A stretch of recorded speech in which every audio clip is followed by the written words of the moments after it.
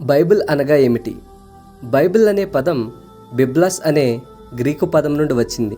గ్రీకులో బిబ్లస్ అనగా పుస్తకము లేదా గ్రంథం అని అర్థం.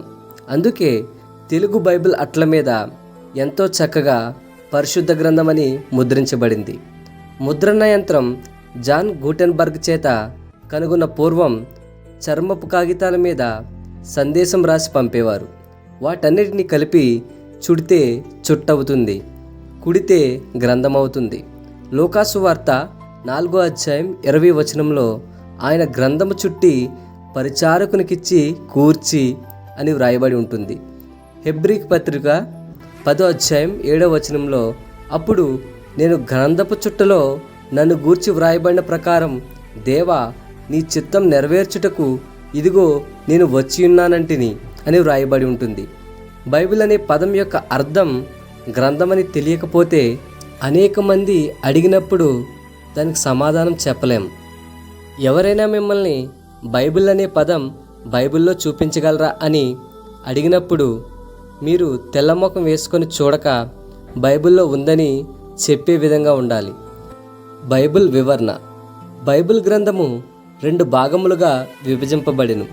మొదటిది పాత నిబంధన, రెండవది క్రొత్త నిబంధన. పాత నిబంధన ఇంచుమించు అంతా హెబ్రీ భాషలోను, క్రొత్త నిబంధన ఆనాటి వాడుక భాష అయిన గ్రీకులోను వ్రాయబడి ఉన్నది.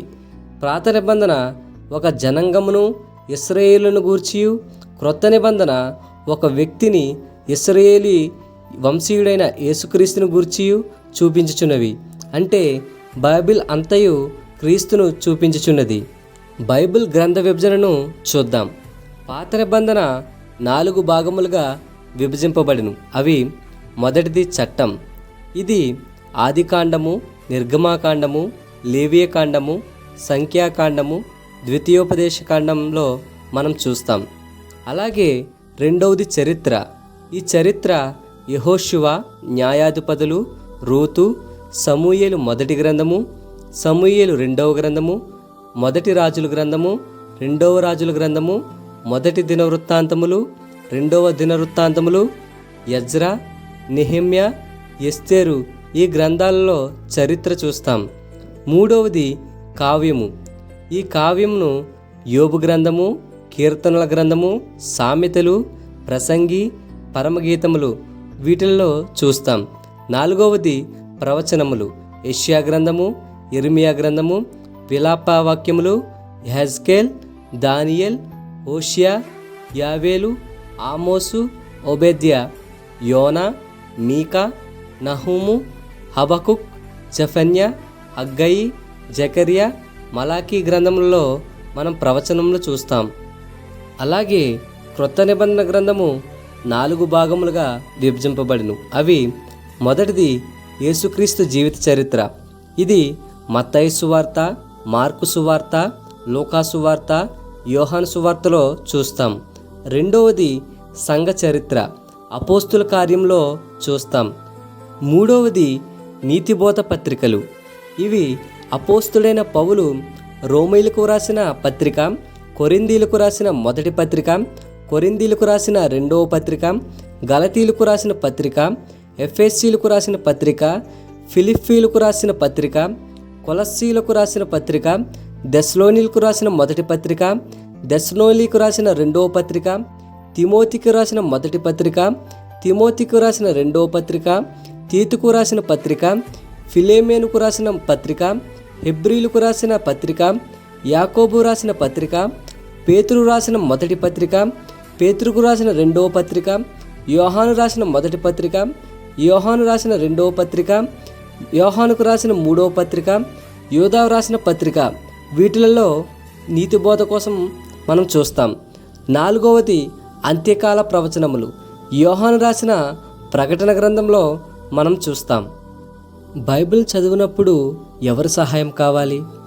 బైబిల్ చదివినప్పుడు దేవుడు నాతో మాట్లాడును అనే నమ్మికతో ప్రార్థనాపూర్వకంగా చదవాలి. మన సొంత జ్ఞానంతోనూ వివేచనతోనూ బైబిల్ చదివి మేలు పొందలేము. దేవుని వాక్యమునకు సరైన తాత్పర్యము చెప్పువాడు దాని దేవుని గ్రంథకర్త అయిన పరిశుద్ధాత్ముడే. ప్రతి లేఖనము పరిశుద్ధాత్మ యొక్క దైవాదేశం వలన వ్రాయబడినది. మనం 2 తిమోతి 3:16 చూస్తాం. కావున మనము పరిశుద్ధాత్మ సహాయం కోరాలి. బైబిల్ని ఎలా చదవాలి? ఈ పరిశుద్ధ గ్రంథాన్ని అన్ని పుస్తకాలలాగా చదివినట్లయితే ప్రపంచ చరిత్ర అర్థమవుతుంది. దేవుని మనసేంటో, దేవుడు మానవాళికి ఇచ్చే సందేశం ఏమిటో అర్థం కావాలంటే పరిశీలించి చదువుకోవాలి. యెషయా గ్రంథం 34:16 వ్రాయబడి ఉంటుంది, యెహోవా గ్రంథమును పరిశీలించి చదువుకొనుడి. భూమి మీద మనుష్యులు వ్రాసిన గ్రంథములు పరిశీలించకపోయినా జరిగే పెద్ద ప్రమాదాలు ఏమీ ఉండవు. కానీ దేవుని గ్రంథాన్ని పరిశీలించకపోతే కనివిని ఎరుగని రీతిలో ప్రమాదం పొంచి ఉంది. మనుష్యులు రాసుకున్న పుస్తకాలు ఎవరికి నచ్చిన రీతిలో వారు చదువుకొని అర్థం చేసుకోవచ్చు. కానీ యెహోవా గ్రంథమును పరిశీలించి మాత్రమే చదువుకోవాల్సిన అవసరం ఎంతైనా ఉంది. అతిశయించువాడు దేనిని బట్టి అతిశయింపవలనగా భూమి మీద కృపచూపుచు నీతి న్యాయంలో జరిగించుచున్న యెహోవాను నేనే అని గ్రహించి నన్ను పరిశీలనగా తెలుసుకొని బట్టియే అతిశయింపవలెను. అట్టి వాటిలో నేను ఆనందించువాడినని యెహోవా సెలవిచ్చుచున్నాడు. ఇది ఇర్మియా 9:24 చూస్తాం. మీకు కలుగు ఆ కృపను గూర్చి ప్రవచించిన ప్రవక్తలు ఈ రక్షణ గురించి పరిశీలించుచు అని 1 పేతురు 1:10 చూస్తాం. అంటే పరిశీలన అవసరం చాలా ఉందని అర్థమవుతుంది. మరొక గమనించుకోవాల్సిన విషయం ఏమిటంటే, వాక్యం చెప్పే వ్యక్తి యొక్క పలుకుబడి ఆ వ్యక్తి యొక్క వాక్చాతుర్యంకు కాదు కానీ వినబడే వాక్యమునకు ప్రాధాన్యత ఇవ్వాలి. ఆ వాక్యం బైబిల్లో అలా ఉందో లేదో చూచి సందర్భం కూడా అదేనో కాదో గమనించి వాక్యమును స్వీకరించి జీవితంలో పాటించాలి. వీరు దెస్సలోనికలో ఉన్న వారికంటే గనులై ఉండిరి గనుక ఆసక్తితో వాక్యంను అంగీకరించి పౌలును శీలయును చెప్పిన సంగతులు అలాగున్నవో లేవో అని ప్రతిదినమును లేఖనములు పరిశోధించుచు వచ్చిరి. ఇది అపోస్తుల కార్యాలు 17:11 చూస్తాం. ఎందుకంటే మన ఆత్మలను రక్షించేది ఆ వాక్యమే గనుక అని యాకోబు పత్రిక 1:21 చూస్తాం. పరిశుద్ధాత్మని సహాయం ద్వారా చూచినట్లు మన కళ్ళు తెరవబడాలి. ఇది కీర్తనలు 119:18 చూస్తాం. గ్రహించినట్లు మన మనసు తెరవబడాలి.